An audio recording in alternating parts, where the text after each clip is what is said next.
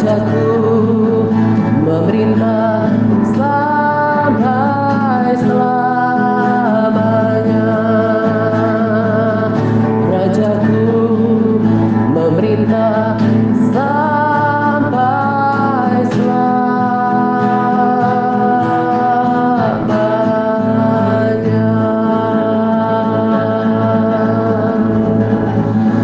Haleluya, haleluya.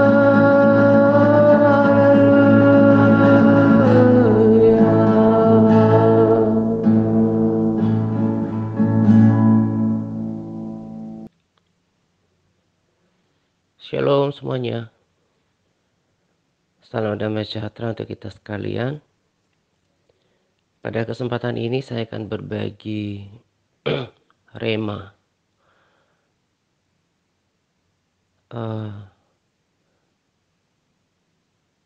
Pada kesempatan ini saya tambahkan juga sharing seperti biasanya ya, tapi bukan sharing motivasi gitu.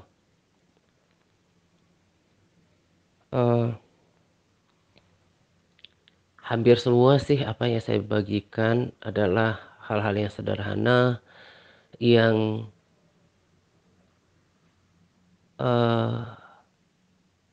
membagikan tentang kesaksian hidup saya sendiri dan juga share tentang kehidupan saya gitu, termasuk di dalamnya aktivitas rohani gitu ya. Jadi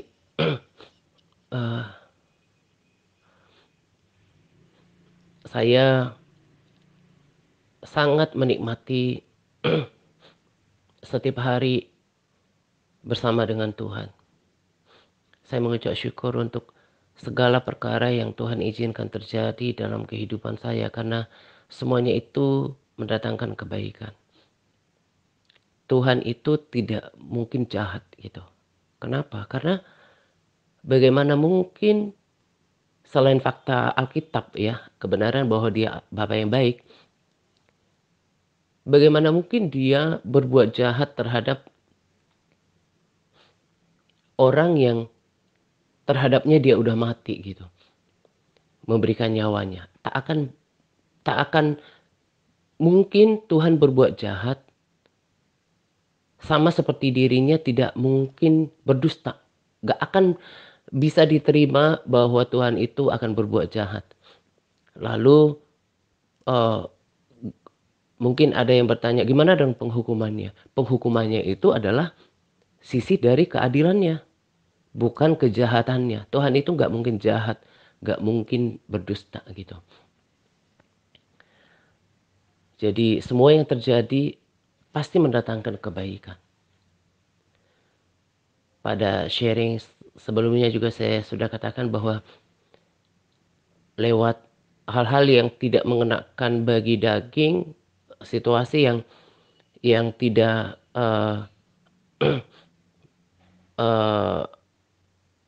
memberi kenyamanan, itu justru Tuhan latih dalam banyak hal. Lebih dewasa rohani, lebih menguasai diri, lebih sabar, lebih mengasihi, lebih beriman gitu ya. Semakin dimurnikan gitu. Karena pemurnian itu hanya akan terjadi ketika kita berada dalam tekanan gitu. Sama seperti logam, berulang-ulang saya katakan itu harus di-press, ditekan dalam kondisi yang panas, dalam panas tertentu. Demikian juga dengan tanah liat, itu akan dibawa dalam proses yang tidak enak, dipukul-pukul, kemudian dihancurkan gitu ya, sampai betul-betul kedagingan kita itu mati gitu. Hati saya itu semakin dekat dengan Tuhan gitu, semakin mengerti tentang iman gitu. Beriman itu berarti jangan melibatkan logika, sama sekali nggak boleh melibatkan uh, uh, bersandar ya, tepatnya itu nggak boleh bersandar pada pengertian sendiri, apalagi perasaan. Harus betul-betul dengan segenap hati, dengan mulut mengaku percaya, percaya, percaya sampai kemudian membangkitkan iman kepada Tuhan. Karena Tuhan suka uh, uh, tertarik dengan iman gitu. Percaya kepada Tuhan sekalipun nggak kelihatan. Tetap percaya kepada Tuhan sekalipun seolah-olah Tuhan do nothing. Tidak melakukan apa-apa gitu. Itu sesuatu yang membanggakan hati Tuhan gitu.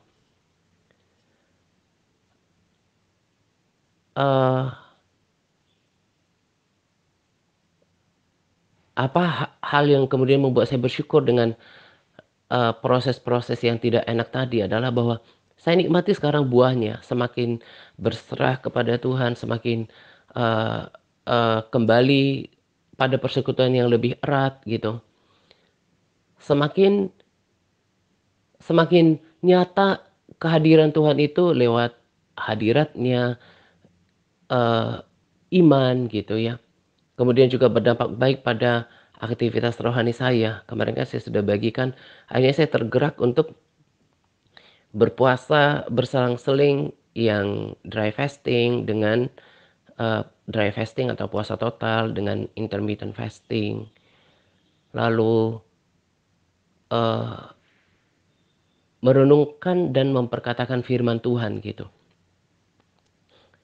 Dan itu semuanya membangun dan menguntungkan diri saya sendiri.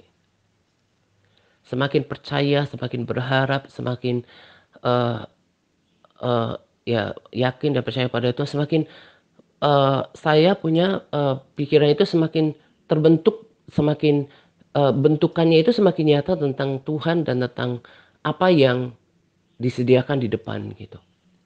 Semakin uh, uh, tergerus keterikatannya terhadap dunia ini karena memang pengharapan kita bukan dunia ini, tapi Tuhan dan segala sesuatu yang luar biasa yang disediakannya di surga gitu.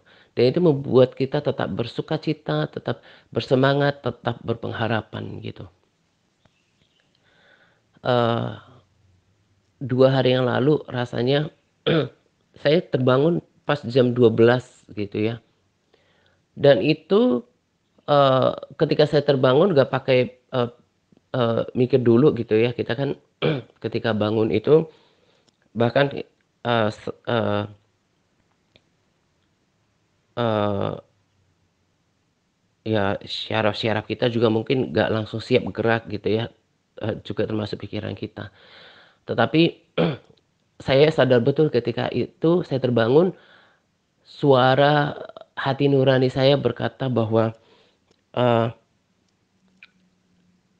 suara hati nurani saya uh, me memperdengarkan, berbicara, memperkatakan firman ini terhadap diri saya sendiri, yaitu uh, hendaklah kamu kuat di dalam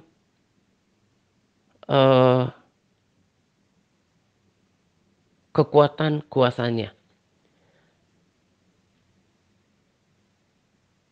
Lalu saya kemudian merenungkan firman yang lain yang setara dengan ini adalah segala perkara dapat kutanggung di dalam Dia.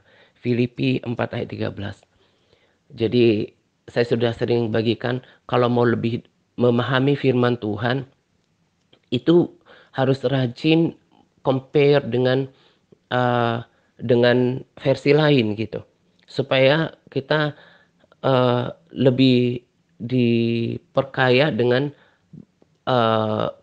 bahasa-bahasa yang membuat kita semakin mudah mengerti gitu. Nah, kesimpulan dari kedua ayat ini adalah bahwa kekuatan kita itu adalah Tuhan gitu. Ini tidak bertentangan dengan prinsip ini, tidak bertentangan dengan apa yang sering saya katakan sejak dari dulu. Seseorang akan menjadi lemah ketika kehidupan doanya itu nggak sehat. Jadi lewat ayat ini saya diteguhkan bahwa kalau manusia berjalan sendiri, berjalan dengan kekuatan sendiri, kalau seseorang menjalankan kehidupannya termasuk mengikut Tuhan dengan kekuatannya sendiri, nggak memiliki persekutuan dengan Tuhan, nggak memiliki intimasi dengan Tuhan, itu pasti gagal. Makanya berdoa itu sebuah keharusan.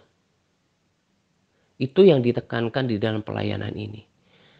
Dulu kita nggak hidup dalam persekutuan dengan Tuhan, dan hampir semua orang Kristen tidak memiliki persekutuan yang erat dengan Tuhan. Nggak punya jam-jam doa yang teratur. Makanya liar liar dalam bertindak, dan banyak sekali yang kehilangan pengharapan, putus asa, mengeluh, bersungut-sungut, gak bersemangat. Karena apa? Kekuatannya itu adalah diri sendiri. Dari mana kita bisa menyimpulkan itu? Ketika dia tidak datang bersekutu dengan Tuhan, berarti dia menunjukkan bahwa dia gak perlu Tuhan gitu. Jadi berdoa itu juga sebagai bentuk daripada kerendahan hati seseorang di hadapan Tuhan untuk selalu berkata bahwa Engkaulah kekuatanku gitu.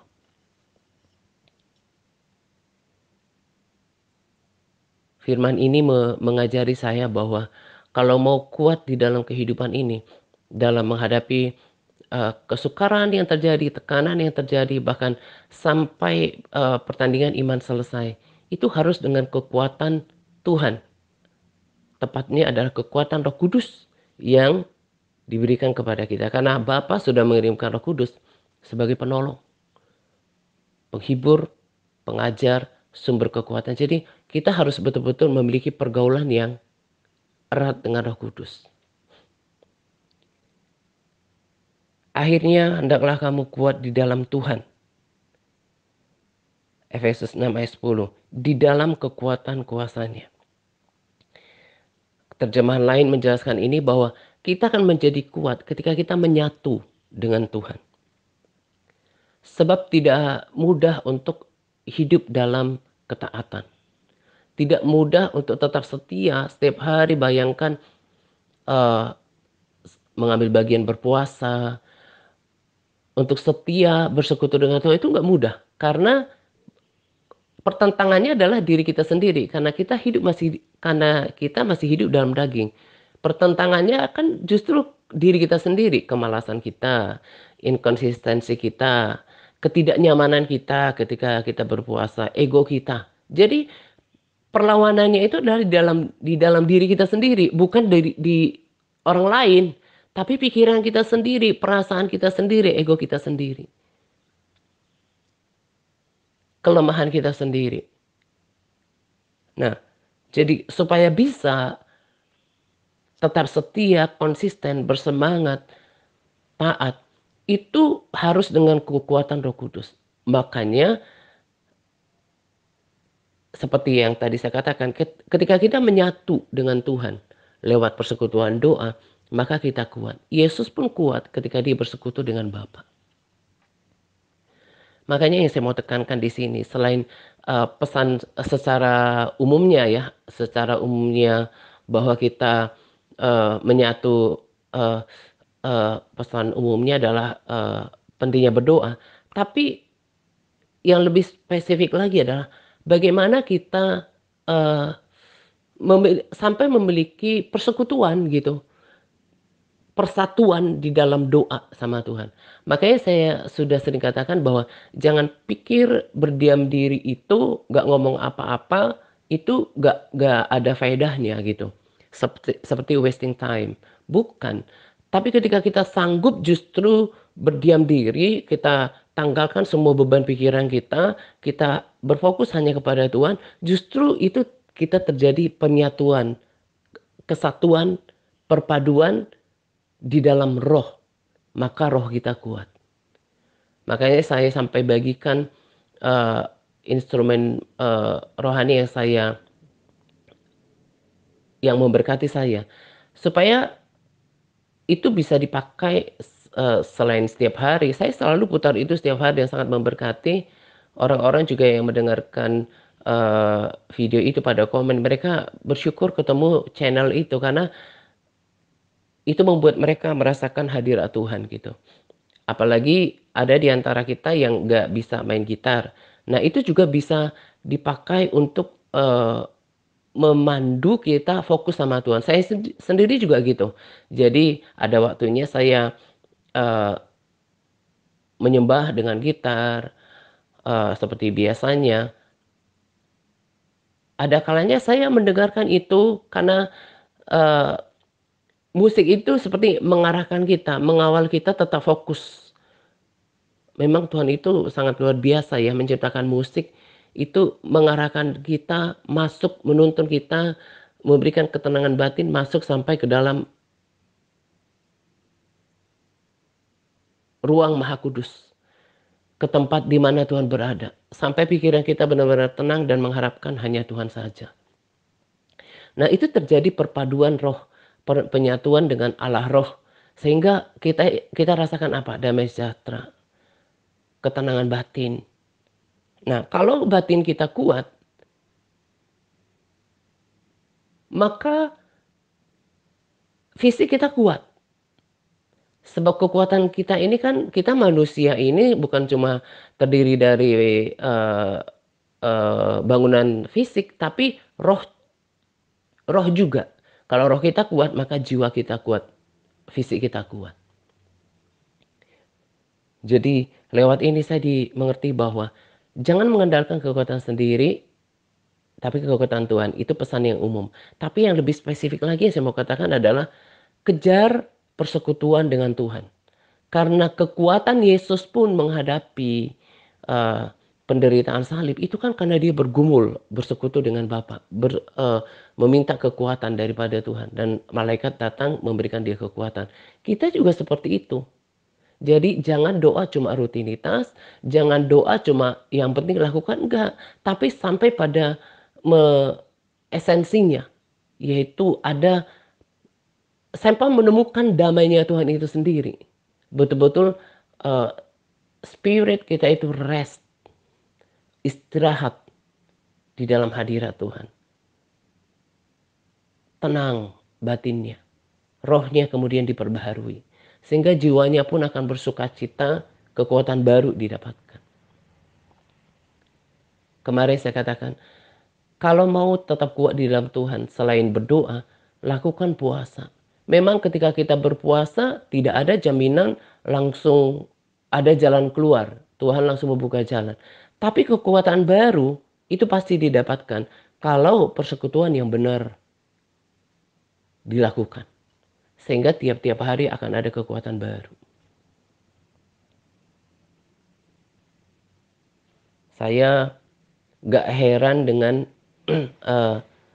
dengan ketika tadi saya katakan tiba-tiba bangun jam 12 langsung firman itu dari hati nurani saya keluar gitu. Kenapa? Karena itu seperti yang dikatakan oleh oleh Daud. Dikatakan bahwa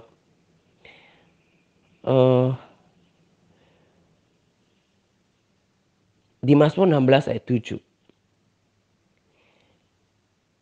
Aku memuji Tuhan yang telah memberi nasihat kepadaku.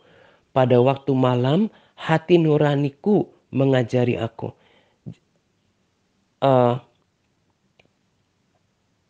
Kita sendiri tahu Yohanes 1 ayat 1 berkata, pada mulanya adalah firman, firman itu bersama-sama dengan Allah dan firman itu adalah Allah sendiri. Nah, Daud punya kesaksian seperti itu. Aku memuji Tuhan yang telah memberikan nasihat kepadaku. Ya, pada waktu malam hati nuraniku mengajari aku. Beberapa waktu yang lalu kita sudah mendengarkan rekomendasi video tentang hati nurani. Hati nurani yang benar, yang bersih, yang lurus, yang murni, itu adalah tempat firman Tuhan tersimpan. Makanya firman Tuhan itu harus disimpan di loh hati kita sendiri. Supaya firman Tuhan itu mengajari kita. Itu yang saya dapatkan ketika saya melakukan bagian saya. Jadi loh hati kita ini, hati nurani kita ini harus selain dijaga ya kebersihannya, menjaga hati dengan segala kewaspadaan, nggak boleh ada kepahitan, nggak boleh ada kemarahan, nggak boleh ada kebencian, nggak boleh ada iri hati gitu ya. Selain dijaga kesuciannya, kebersihannya, hati nurani ini juga harus dimuati, harus diisi dengan firman Tuhan. Nah, itulah yang saya lakukan ketika uh, uh, tadi saya katakan salah satu hal yang positif setelah melewati masa sukar adalah, dan saya ikuti tuntunan Roh Kudus yang ada di dalam hati saya untuk merenungkan, memperkatakan firman Tuhan di pagi hari itu ya. Saya seperti memuati, mengisi hati nurani saya dengan firman Tuhan. Dan Roma 10 ayat 17 berkata bahwa iman timbul dari pendengaran dan pendengaran akan firman Tuhan.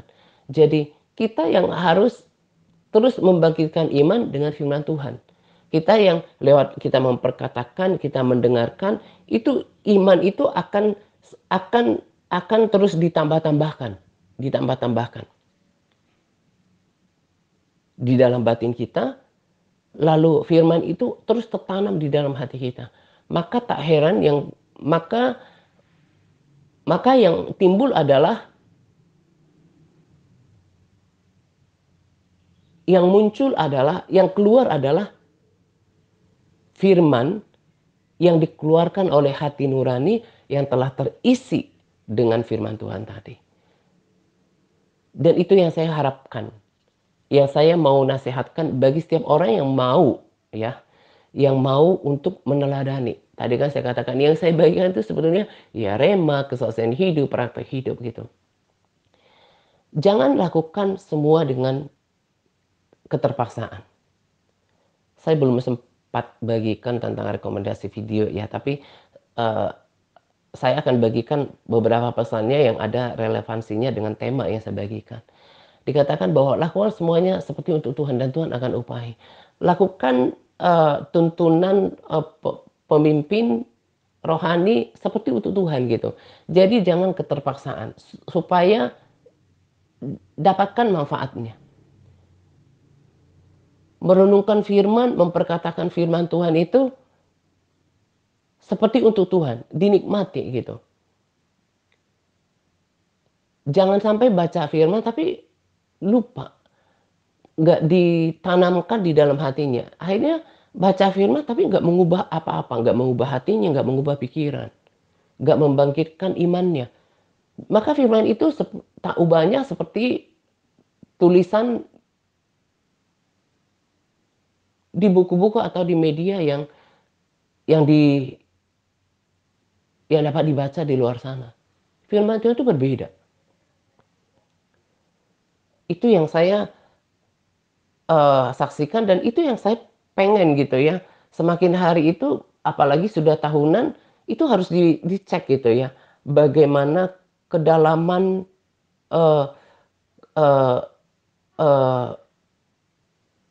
kedalaman kita terhadap firman Tuhan, dan juga bagaimana hati kita ini, muatan hati kita dengan firman itu sudah betul-betul paralel gak gitu ya. Jadi jangan sampai udah tahunan, karena saya bisa rasakan itu, tapi dia punya bukan cuma perbendaharaan firman, tapi kayaknya hatinya itu belum dimuati, belum dipenuhi, belum diubahkan dengan firman yang dibacanya, yang didengarkannya. Akhirnya tetap aja khawatir, tetap aja kehilangan iman, tetap aja karakternya gak berubah, tetap aja baca firman juga gak menggairahkan.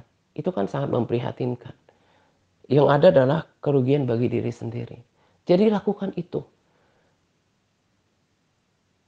Kalau saya kemarin katakan, saya justru pilih itu, menanamkan firman itu dalam-dalam di dalam hati saya, terus membangkitkan iman, lalu pronounce, memperkatakan firman Tuhan gitu ya, melatih iman saya, lalu baca firman Tuhan. Tapi kalau ada di antara kita yang tetap lebih nyaman baca firman, uh, uh, it's okay. Tapi yang saya mau katakan adalah jangan lupa untuk memperkatakan firman Tuhan itu. Jangan lupa memuati, menanamkan firman Tuhan itu dalam-dalam di loh hati kita, supaya itu mengajari kita, mengingatkan kita tentang janji Tuhan. Jangan sampai firman Tuhan itu gak diresapi gitu, gak sampai berbicara dalam diri kita. Ketika kita mulai khawatir, firman Tuhan itu muncul untuk menasehati kita, mengingatkan kita, menghibur kita. Itu baru namanya menurut saya itu sukses dalam pembacaan firman. Kalau cuma baca firman bolak-balik tapi nggak ada remanya, itu bahkan sia-sia menurut saya.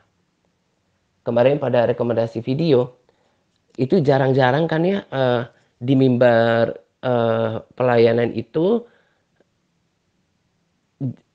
jarang-jarang yang memiliki perkataan yang tegas gitu. Saya suka dengan hamba Tuhan yang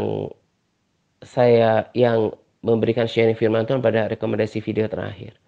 Jadi dia bilang gini, kalau orang cuma buka firman atau baca firman, dengar firman setelah hamba Tuhan bagikan gitu, itu nggak akan dapat rema. Tapi diri kita yang harus aktif menggalinya. Itu kan juga salah satu kebiasaan buruk kita dulu dan kebiasaan buruk mayoritas orang Kristen saat ini. Itulah kenapa saya terus melayani dan saya tahu panggilan saya itu apa. Kalau pelayanan ini hanya mengikuti praktek kekristenan yang kebanyakan, itu saya nggak perlu melayani.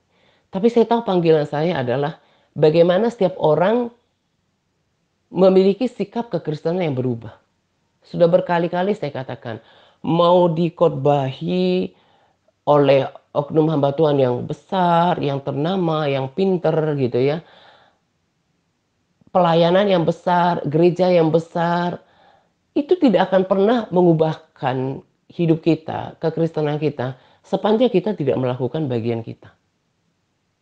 Sebaliknya, orang tanpa hamba Tuhan yang besar pun, pelayanan yang besar pun, kalau dia melakukan bagiannya dengan tekun, dia membaca firman Tuhan, dia memperkatakan firman Tuhan, dia melakukan firman Tuhan, dia tekun berpuasa, mencari Tuhan, berdoa, dia luar biasa, bahkan lebih daripada seorang pelayan Tuhan pada umumnya. Itu yang beban itu yang Tuhan taruh di dalam hati saya untuk terus saya kerjakan dengan setia. Makanya kalau nanti ini saya sudah semakin yakin gitu ya akan ada pendisiplinan di MTRC Advance. Makanya nanti kalau ada pendisiplinan di sini masih terus saya doakan tuntunan dari Tuhan gitu ya. Itu sebetulnya bukan saya kurang kerjaan atau kok kayaknya ribet amat aturannya, enggak, tapi saya mau sejalan dengan penugasan yang Tuhan taruh di dalam hati saya gitu. Bahwa kalau kita di MTRC Advance itu udah yang komitmen untuk par dan menjadi pelaku firman. Berpuasa itu minimal 2 kali seminggu kan, saya sudah katakan. Satu yang puasa total, 1 hari puasa total, ya 1 hari ya mungkin dikasih kelonggaran minum air putih secukupnya. Sudah menjadi teladan dalam kesetiaan berbagi rema. Ayat hafalan, bahkan ayat hafalan pun saya sudah banyak mengadakan kompromi gitu ya. Tidak harus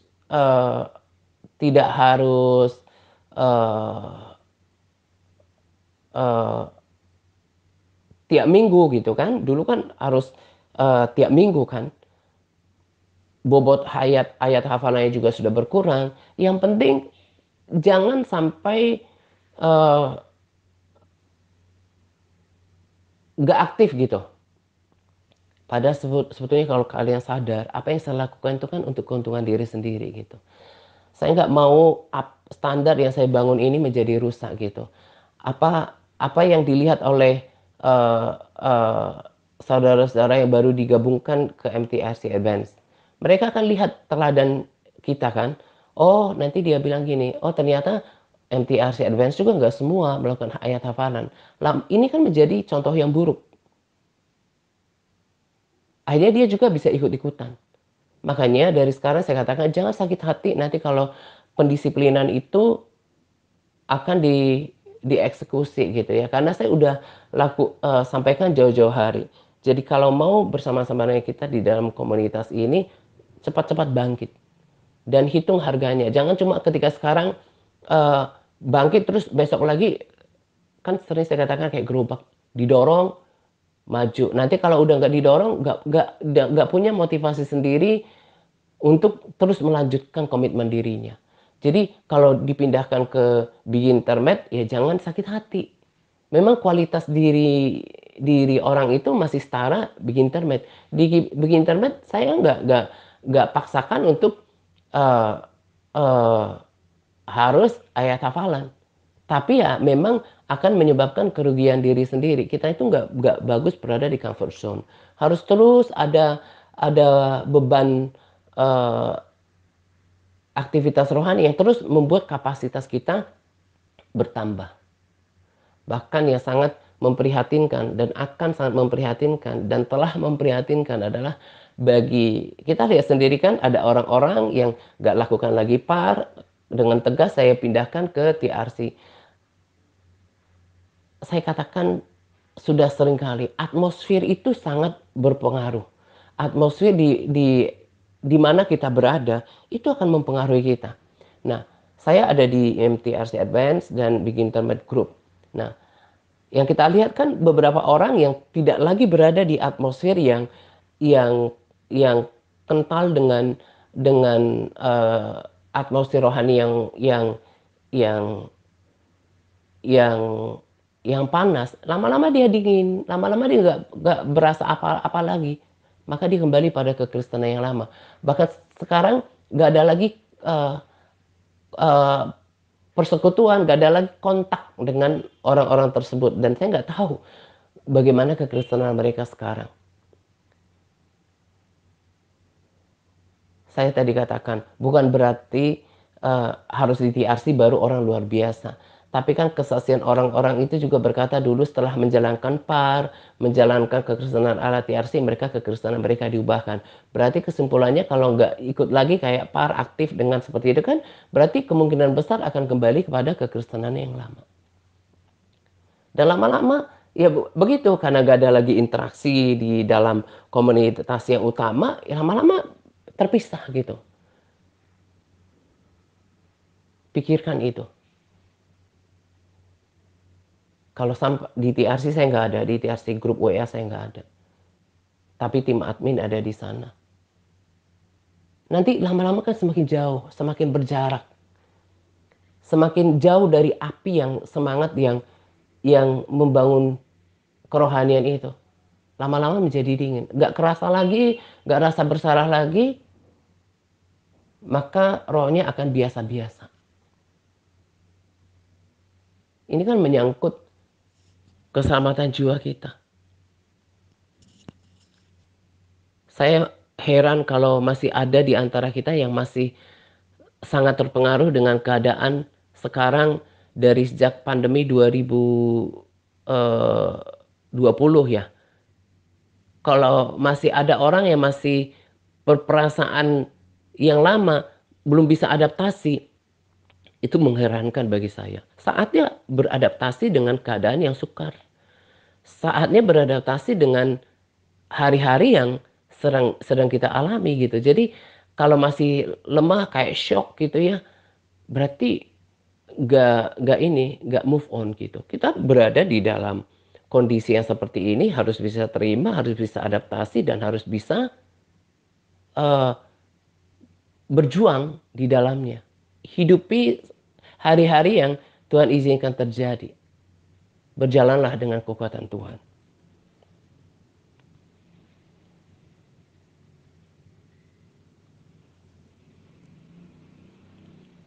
Jadi perbaiki praktek kekristenannya, perbaiki cara parnya, resapi firman Tuhan. Firman Tuhan itu adalah kekuatan. Karena pada dasarnya Tuhan secara umum berbicara pada kita adalah lewat firman-Nya. Makanya kalau merindukan Tuhan bicara itu latih dulu dengan me- menaruh, membiarkan hati nurani kita mengajari kita dengan firman yang kita tanamkan terus-menerus. Lalu sambil kita menanamkannya, memperkatakannya, kan iman itu tadinya masih semata kaki gitu ya. Naik selutut sampai penuh, imannya terus bertambah dan hidup dalam iman. Di dalam kesaksian itu dikatakan bahwa faith is a currency. Jadi iman itu seperti mata uang untuk mendapatkan semua janji Tuhan. Kan kita sudah belajar, tanpa iman tidak mungkin berkenan kepada Tuhan.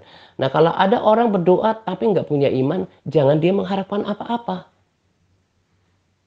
Tuhan sangat tergerak hatinya ketika kita beriman penuh kepada Tuhan. Jadi, kalau kita hidup tanpa iman,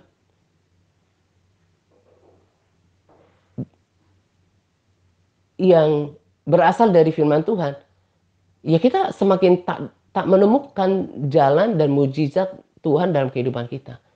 Nah, dan tadi saya katakan bahwa iman itu hanya akan datang ketika kita terus memuati, memperkatakan, mengimani janji Tuhan itu. Tidak dengan bersandar pada kekuatan sendiri, tapi pada kekuatan Tuhan, pada iman terhadap kesetiaan Tuhan, kasih Tuhan.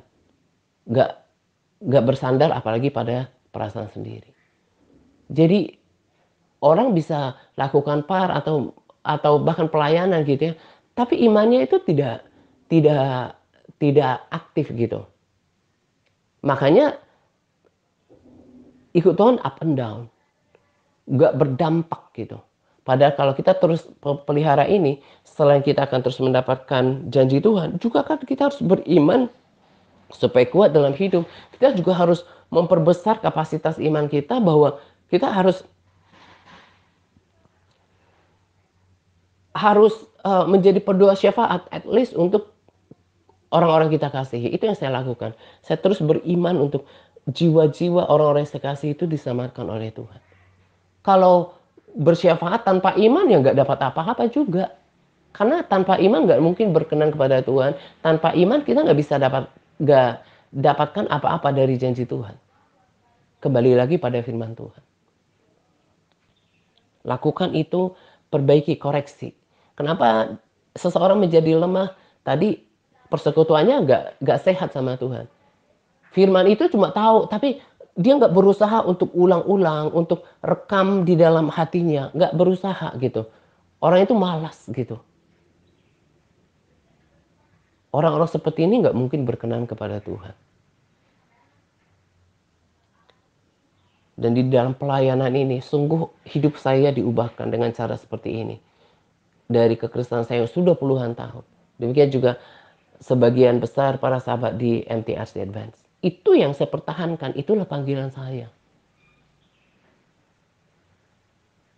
Sampai terlahir orang-orang Kristen yang diubahkan, yang tangguh, yang tadi saya katakan bukan cuma hidup dalam iman, tapi dia menjadi berdampak, memenangkan kelompok-kelompok dalam kehidupannya. Entah itu orang-orang yang dikasihinya, saudaranya, bahkan memenangkan jiwa. Tak mungkin bisa berdampak orang yang tanpa iman. Kiranya menjadi peringatan buat kita untuk memperbaiki sikap kekristenan kita.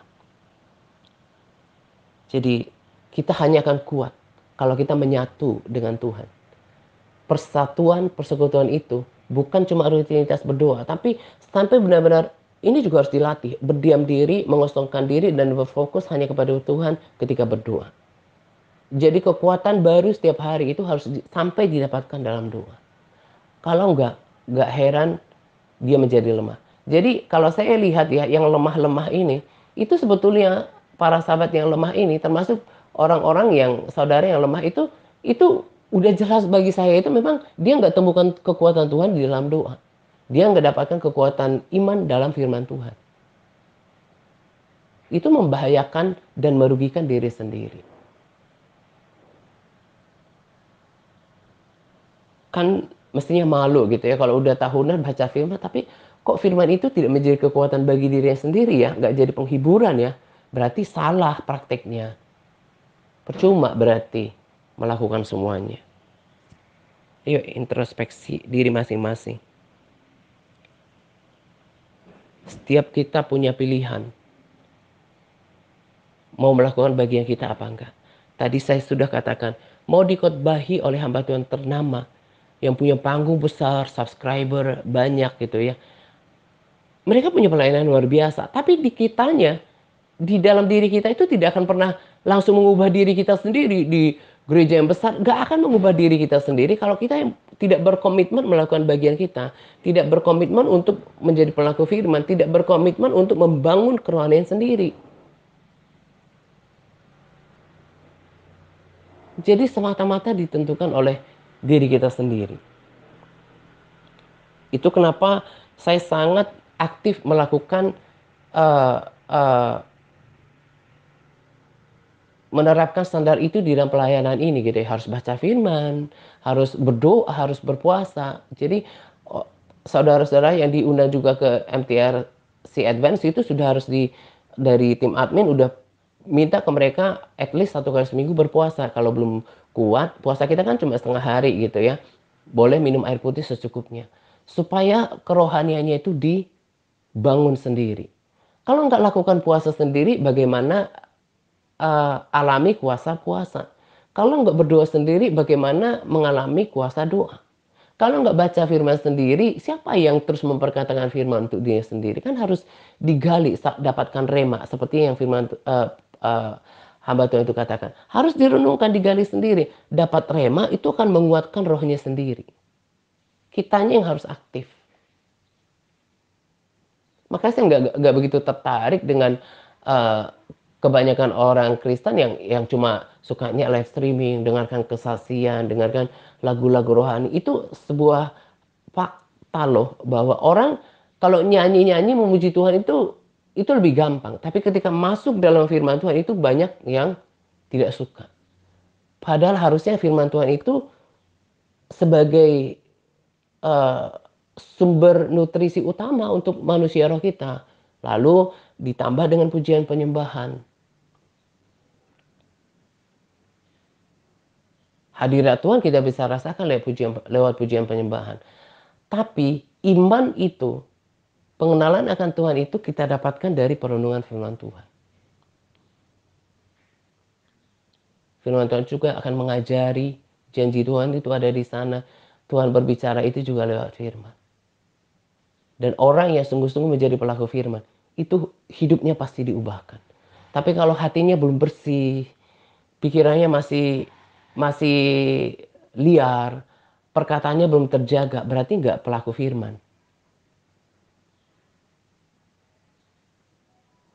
Orang kalau sudah sungguh-sungguh dalam hidup dalam firman Tuhan ditaruh dalam loh hatinya, hati nuraninya, selain mengajari dia, maka firman Tuhan itu akan mengawal, mengingatkan dia supaya itu yang kemudian berbicara membuat kita damai sejahtera atau tidak damai sejahtera.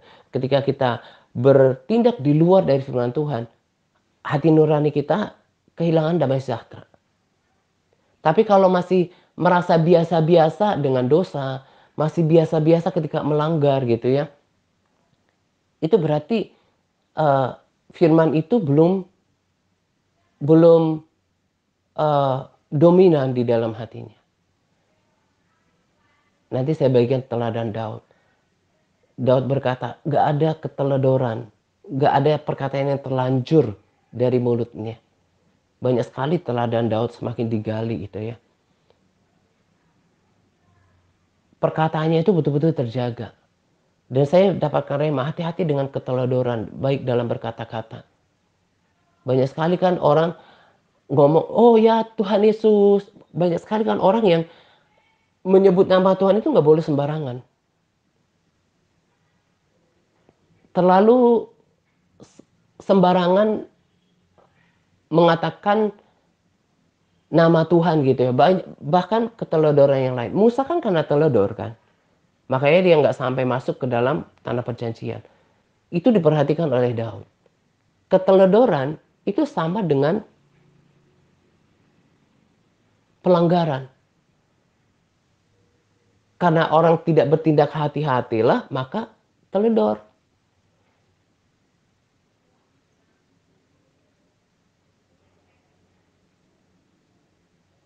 Teledor dalam berkata-kata, dalam berpikir. Nah, tapi ketika kita uh, daging kita coba terpengaruh untuk memiliki hati dan pikiran yang jahat, perkataan yang jahat, tiba-tiba kita akan kehilangan damai sejahtera. Lalu kita ikuti pimpinan firman itu. Maka itu akan terus menjaga kita hidup dalam kebenaran di hadapan Tuhan. Saya sebetulnya masih akan bagikan banyak sekali yang saya dapatkan dari pembacaan firman Tuhan, dari perkataan firman Tuhan, dari rekomendasi video gitu ya. Nanti saya akan bagikan. Jadi kalau saya hanya bagikan rekomendasi video yang baru saat ini, itu bukan berarti saya kekurangan bahan. Ada terlalu banyak malah yang saya dapatkan. Dan saya minta kepada Tuhan, berdoa berkali-kali, Tuhan, Roh Kudus bicara yang tegas, yang mana dulu yang dibagikan gitu. Banyak stok berkat rohani yang saya dapatkan. Saya nikmatin sendiri, saya pakai untuk bangun diri sendiri dulu. Lalu saya berbagi. Tentang mengasihi Tuhan, tentang teladan Daud, ada banyak hal. Nah, jadi kalau kita kaya dengan seperti ini, maka kita akan tetap bersuka cita. Semakin dekat dibawa terus dekat dengan Tuhan. Maka kita tampil menjadi manusia rohani yang berbeda. Semakin kenal dengan Tuhan, semakin hidup dalam pengharapan. Semakin fokus kita hanya Tuhan saja. Makanya saya bisa menilai siapa yang ada di MTRC Advance yang sudah diubahkan. Juga MTRC Intermediate yang akan dibawa ke MTRC Advance, selain setia dan konsisten melakukan PAR, firman Tuhan kan berkata, orang rohani itu bisa menilai segala sesuatu. Jadi kalau seseorang dibiarkan di MTRC Advance itu selain setia dan konsisten melakukan PAR, tapi juga sudah ada hidup yang diubahkan. Saya bisa lihat sekalipun merasakan gitu ya, ada orang udah setia konsisten melakukan PAR, tapi ada pikirannya belum diubahkan. Hidupnya belum diubahkan. Masih kok kayaknya persekutuannya juga belum bisa saya rasa ini udah menikmati Tuhan apa enggak. Lalu dia udah punya kerendahan hati apa enggak. Karena firman Tuhan berkata, kita harus belajar daripada Tuhan. Kerendahan hati, hati yang lembut. Karena tanpa kerendahan hati, orang tidak akan pernah bisa dibentuk. Makanya berkali-kali saya katakan, gak usah bermegah dengan umur, dengan jabatan, mungkin kekayaan, materi, itu tinggalkan semuanya. Kemegahan diri itu akan membuat kita dituntun, sukar dituntun. Apalagi kan ada suku tertentu yang merasa dia sebab ada suku tertentu yang memang merasa dia raja gitu ya, susah merendahkan hati gitu, sukar untuk menaklukkan diri, menanggalkan keakuannya, gengsinya itu tinggi gitu. Saya kan mungkin sudah berumur, karena udah terbiasa di kelompok tertentu ini, ya mungkin dia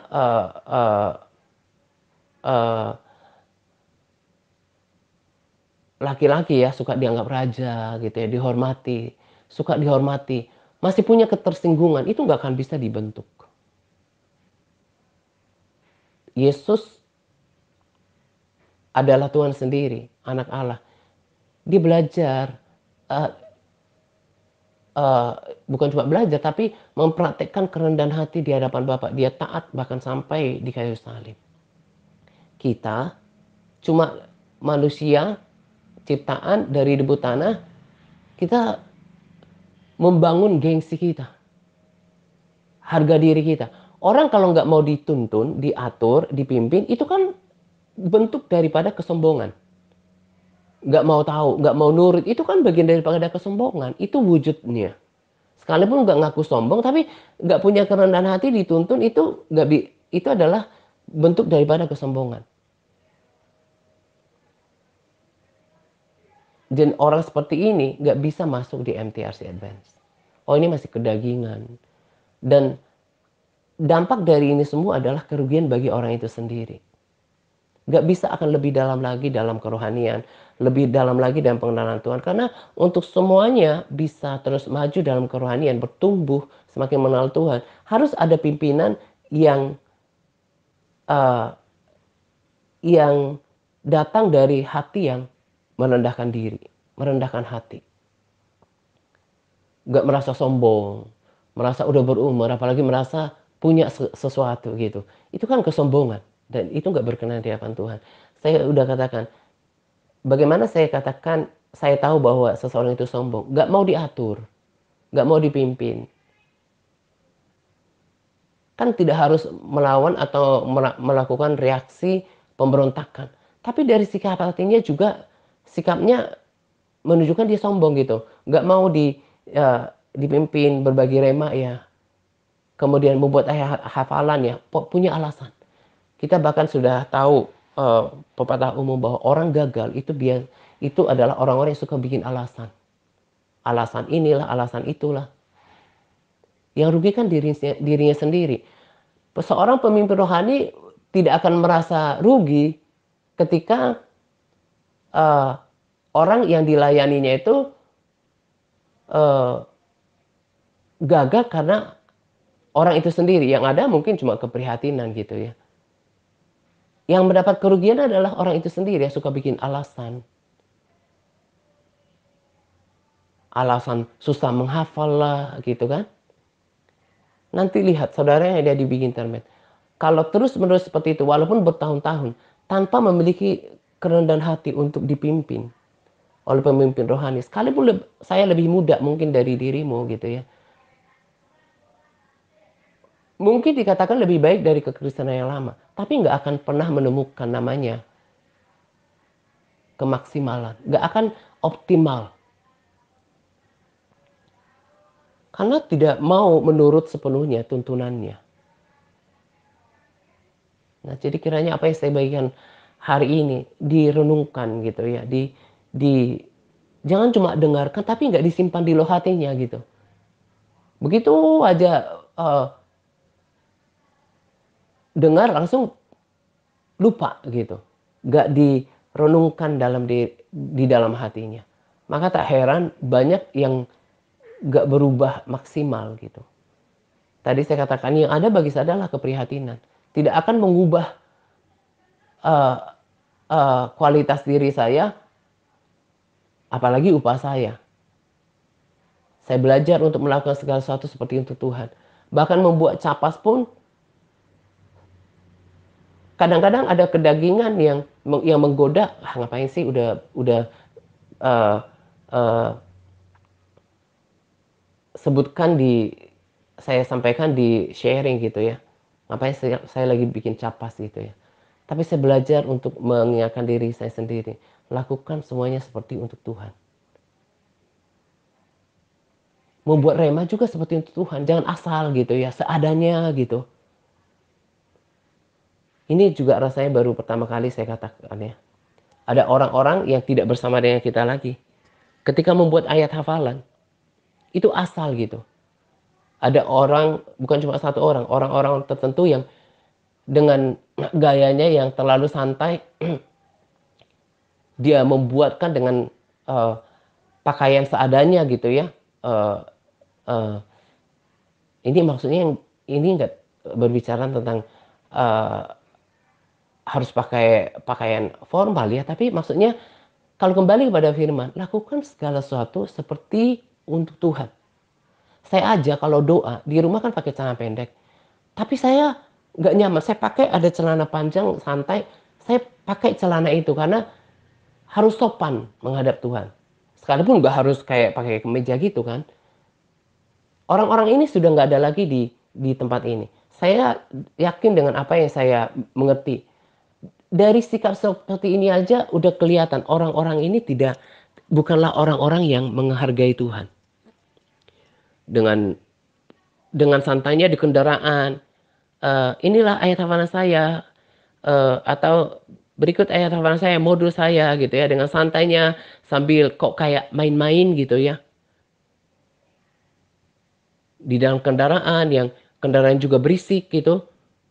Eh, Beda dengan ada sahabat mungkin untuk menghindari fokus dari anggota keluarga di dalam kendaraan, tapi dengan tenang itu bahkan nggak apa-apa. Ini sambil santai goyangan gitu ya, gogoyangan atau gogoyangan ya, maksudnya bergoyang-goyang gitu, dengan mungkin cuma pakaian tidur, pakaian hari-hari, memperkatakan firman Tuhan.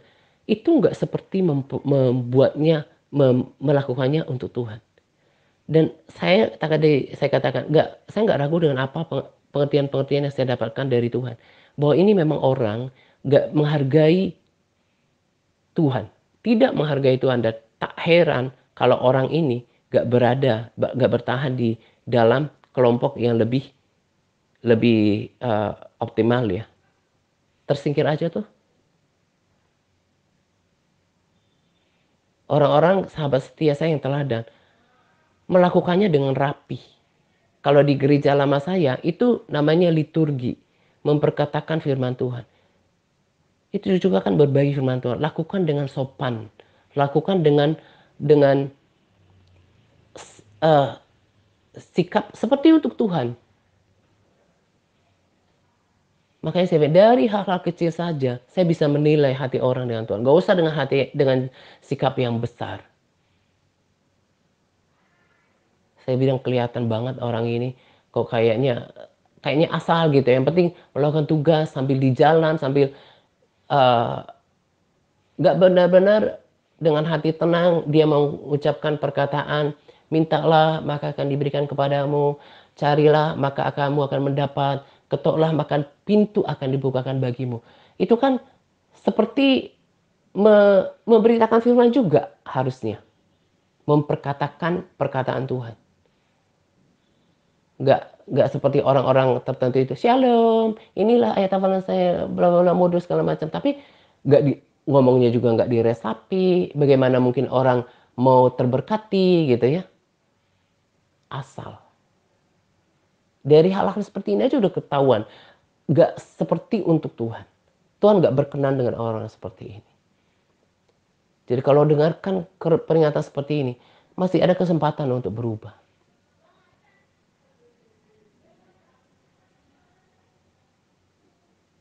Dan semuanya untuk menguntungkan diri kita sendiri. Baik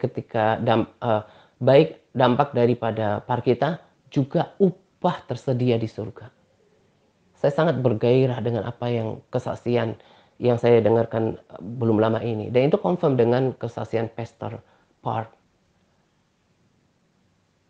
Apapun yang kita lakukan seperti untuk Tuhan, itu diupahi.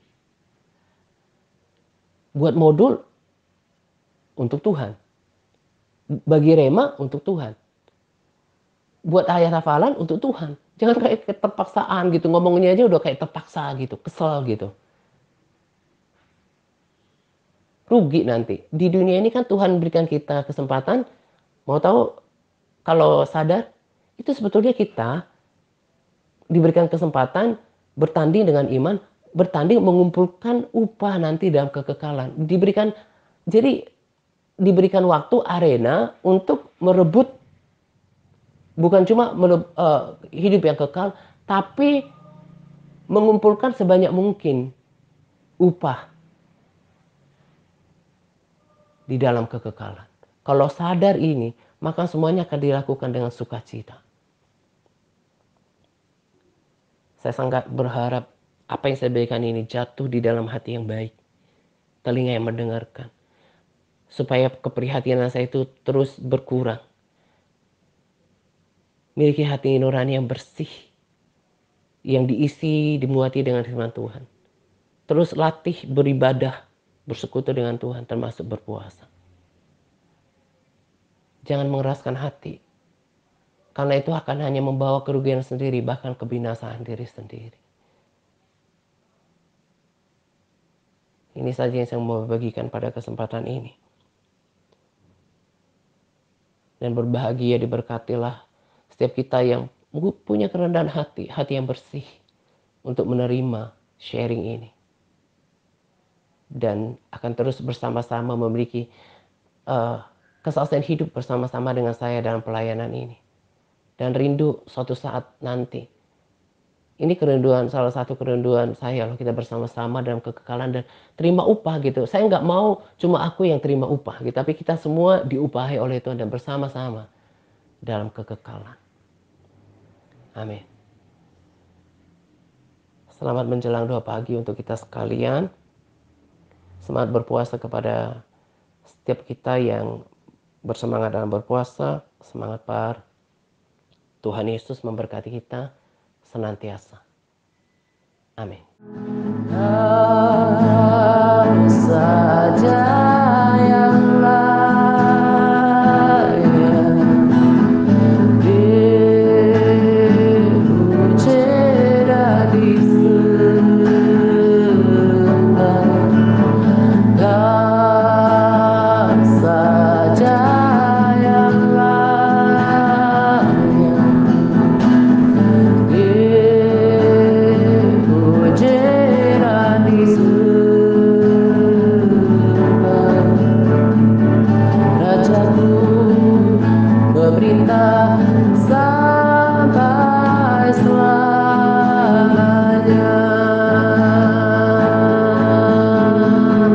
Kau saja yang layak anak domba Allah. Kau saja yang layak